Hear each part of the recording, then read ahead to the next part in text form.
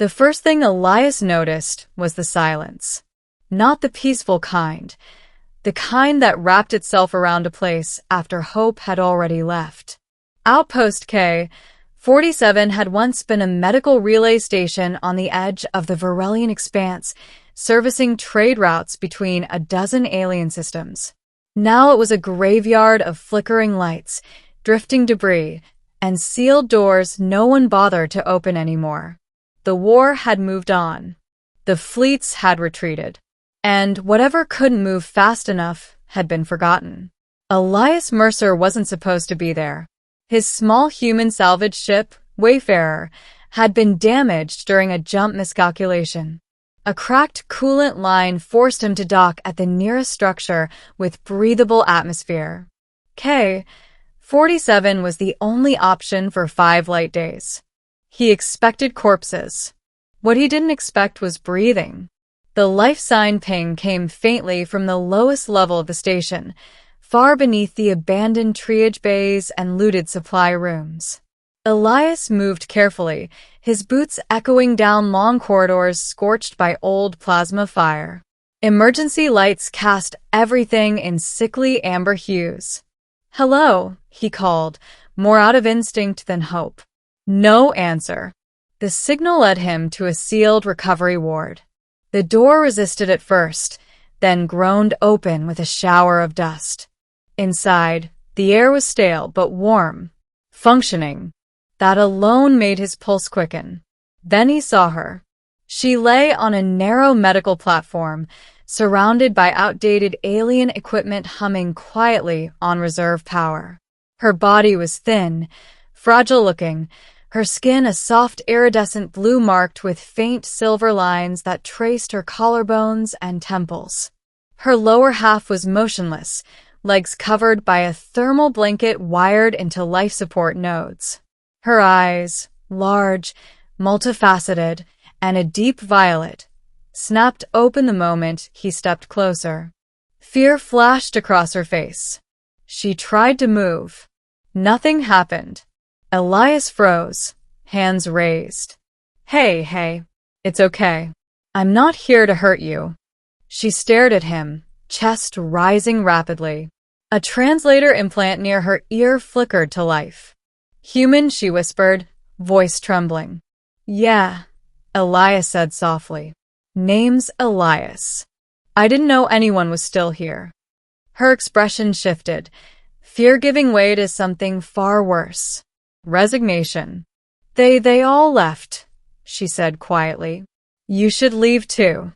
Her name was Celira. She was Varelian, once part of a species known across the sector for their elegance, psionic sensitivity, and physical perfection. Varelians valued strength of body as much as mind. Anything less was unacceptable. Celira had been injured during the evacuation months earlier. A structural collapse caused by orbital bombardment crushed part of the station. She survived, but her lower spinal cluster was severed. Varelian medicine could regenerate limbs, organs, even neural tissue under the right conditions.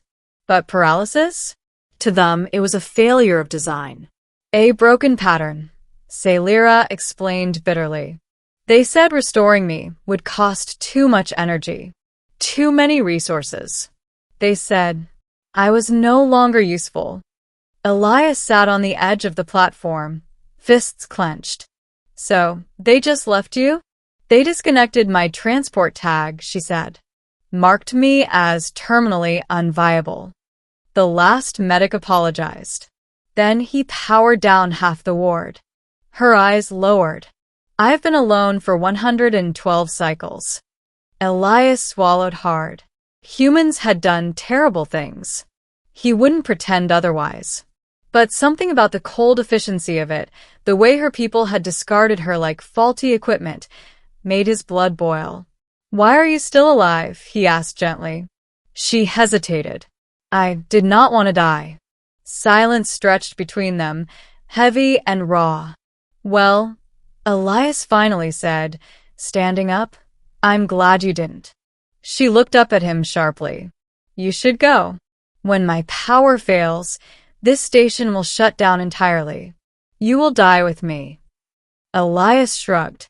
"I've got spare power cells. And a stubborn streak." That was the first time, in over 100 cycles, that Sailira laughed. Elias stayed. At first, it was practical. He needed time to repair the Wayfarer, and the station provided shelter. But even when his ship was space-worthy again, he didn't leave. Instead, he spent his days restoring systems in the ward, rerouting power, fixing air recyclers, jury-rigging old food synthesizers to produce something edible for both of them. Sailira watched him work with quiet fascination. Humans were different. Where Varelians pursued efficiency and perfection, Elias was messy. He hummed while he worked, talked to himself, complained loudly when things didn't cooperate. And yet, somehow, he always made things function again. "Why do you do that?" Sailira asked one day as he struggled with a stubborn conduit. "Do what?" "Speak to inanimate objects." He grinned. "Sometimes they listen."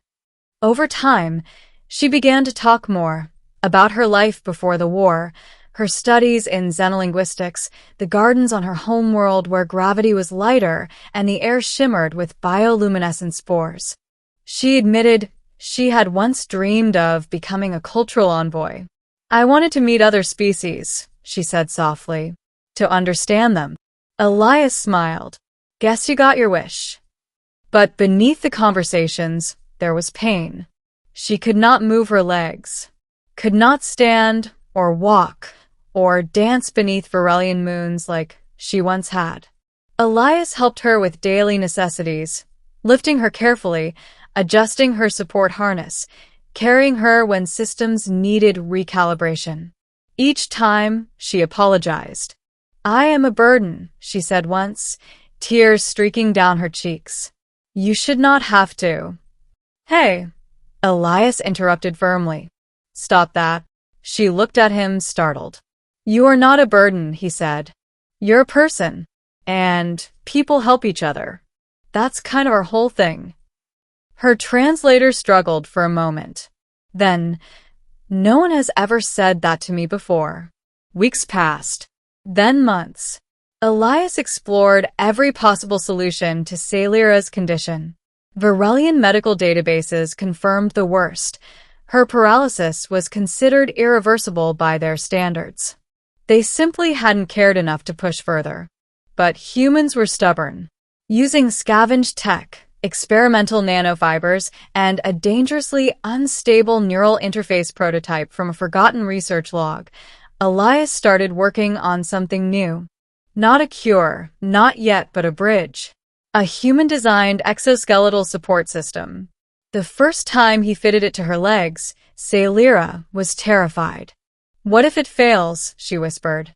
"Then we fix it," Elias said. Together.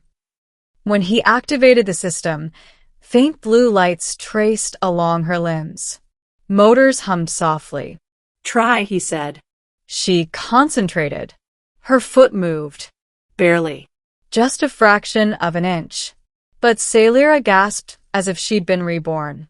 Tears streamed freely down her face as Elias laughed, his own eyes wet.